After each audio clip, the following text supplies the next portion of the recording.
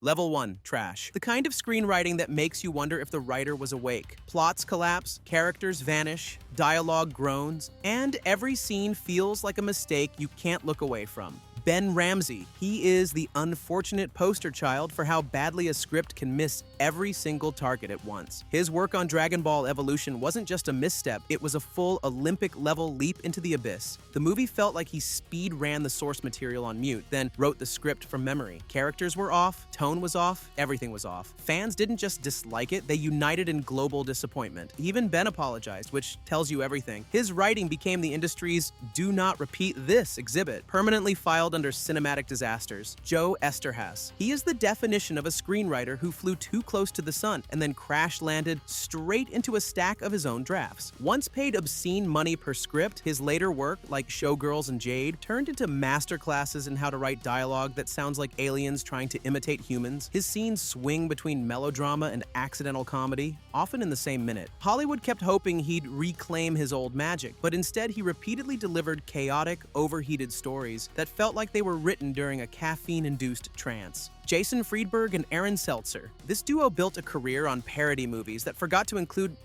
actual parody. Their scripts, epic movie, disaster movie, and vampires suck, rely on pointing at pop culture like, look, you recognize this, right? And that's the entire joke. Their writing is the cinematic equivalent of a shrug. No wit, no commentary, just recycled references stitched together with slapstick and groan-worthy gags. Even critics stopped roasting them because it became too easy. Jason and Aaron didn't just lower the bar, they buried it so deep, future writers can't even find it. Level 2. Bad. Scripts that aren't total disasters but consistently miss the mark. Messy, uninspired, and full of moments that make you groan more than laugh or care. Aaron Kruger. He's the kind of writer who's not completely hopeless, but you definitely don't want his script anywhere near a beloved franchise. His work on the Transformers sequels is proof enough, loud, messy, and held together with the narrative equivalent of duct tape. He's good at turning simple plots into overstuffed chaos, where characters speak in exposition dumps and logic politely exits the room. Every now and then, he stumbles onto a decent idea, but it gets buried under metallic explosions and plot threads that go nowhere. Aaron isn't awful, just reliably disappointing. Akiva Goldsman. He is Hollywood's roller coaster. One moment he writes something strong, and the next he delivers a script so baffling it feels intentional. His lows, Batman and Robin, The Dark Tower, are legendary for their camp, cringe, and complete disregard for tone. He has this talent for taking complex stories and flattening them into glittery, awkward messes. To his credit, he's won an Oscar, proving he can get it right, but his misses are so massive they overshadow every win. When Akiva's name pops up in the credits, audiences start praying the movie doesn't ice skate into disaster again. Skip Woods. Skip Woods is the writer studio's call when they want an action movie that functions technically. His scripts, Hitman, X-Men Origins, Wolverine, and A Good Day to Die Hard, are built on generic dialogue, thin characters, and action scenes stitched together without much thought. It's like he writes with a checklist: guns, chase, explosion, sarcastic one-liner, done. The result is always watchable, but never memorable. Woods isn't aggressively bad. He's just aggressively bland, consistently turning iconic franchises into forgettable, it exists, I guess, cinema. His biggest crime is mediocrity masquerading as blockbuster writing. Level 3. Mid. Competent enough to keep the story afloat, but too safe, uneven, or distracted to ever feel truly memorable. Sometimes smart, sometimes messy, always middling. Chris Terrio. He is the textbook definition of smart guy who keeps getting stuck in messy franchises. He can write prestige-level drama, he proved that with Argo, but the moment you hand him a superhero universe,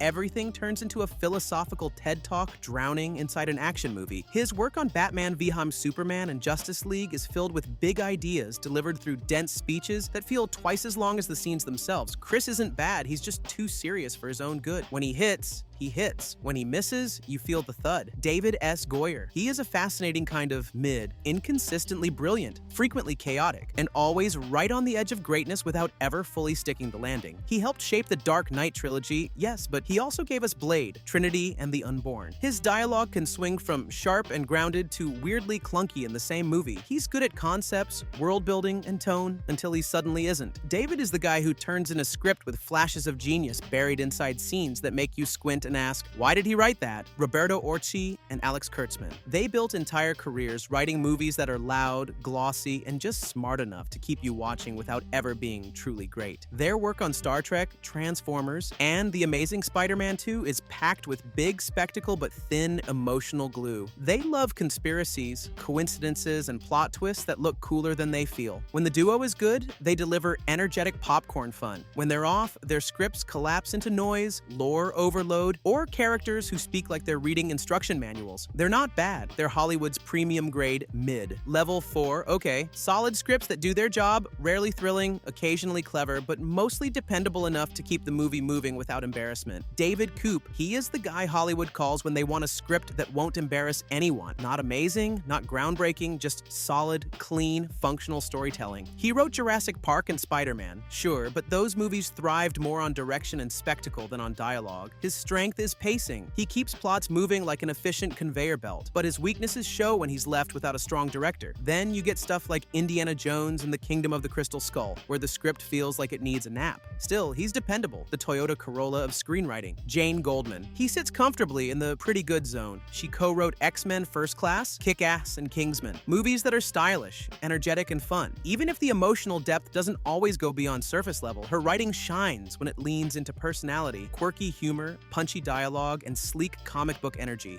But she's not the type to redefine a genre or deliver a script that punches you in the soul. She delivers enjoyable, polished entertainment. Nothing more, nothing less. A reliable talent who knows how to elevate a project, just not necessarily transform it. Alan Heinberg. Alan Heinberg is a steady craftsman, especially when dealing with character-driven material. His biggest win is writing Wonder Woman, a movie that balanced sincerity, myth, and heart better than most superhero films of its era. Alan excels at emotional clarity and relationships, but sometimes his plots feel a bit too safe or traditional, like they're afraid to take big risks. His TV work reflects the same pattern: well-written characters inside stories that rarely push boundaries. He's not a visionary, but he's definitely competent, the kind of writer who quietly keeps a project afloat without demanding attention. Level 5.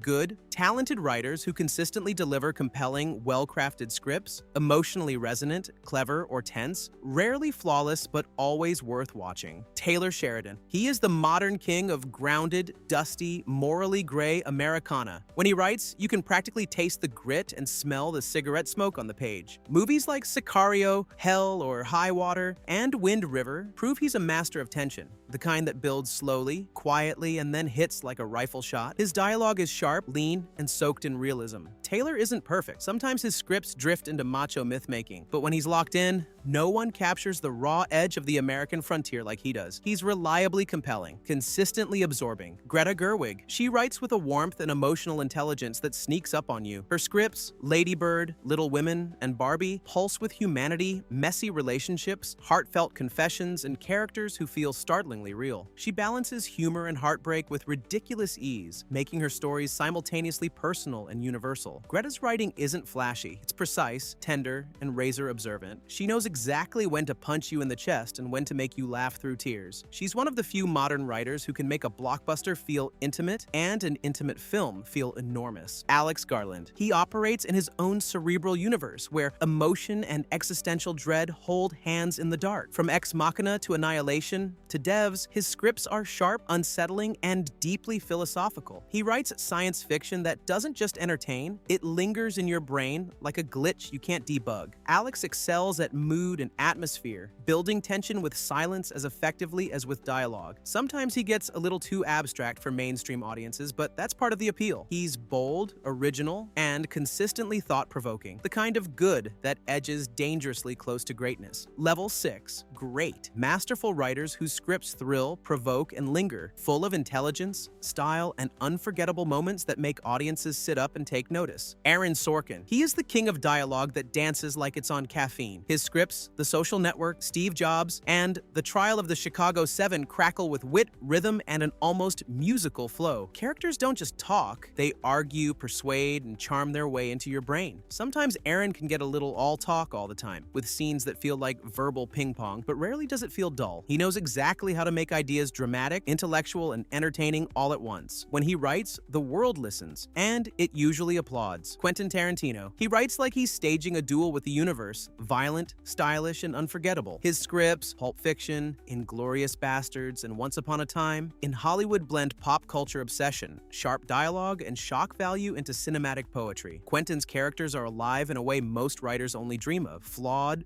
funny, dangerous, and endlessly quotable. He isn't concerned with subtlety, he's concerned with making every scene a masterpiece in storytelling, tone, and tension. Even his missteps feel bold. He isn't just great, he's a cinematic force of nature. Charlie Kaufman. He exists in a reality all his own, where ideas, emotions, and existential crises collide in beautiful harmony. Scripts like Eternal Sunshine of the Spotless Mind, Synecdoche, New York, and Being John Malkovich twist conventional storytelling into mind-bending, heartbreaking journeys. Charlie's dialogue is inventive, his plots labyrinthine, and his themes deeply human, yet profoundly strange. He challenges audiences while remaining intimate, making you feel seen and unsettled at the same time. Charlie doesn't just write movies, he sculpts experiences. Greatness isn't enough. He consistently redefines what cinema can think and feel. Level 7. GOAT. Legendary writers whose scripts define cinema itself, flawless, timeless, and endlessly influential. Setting the gold standard for all screenwriting to follow, Billy Wilder. He is the gold standard of screenwriting, the kind of writer whose work has shaped generations of filmmakers. Classics like Sunset Boulevard, Some Like It Hot, and The Apartment showcase his genius for blending sharp wit, biting satire, and deep human insight.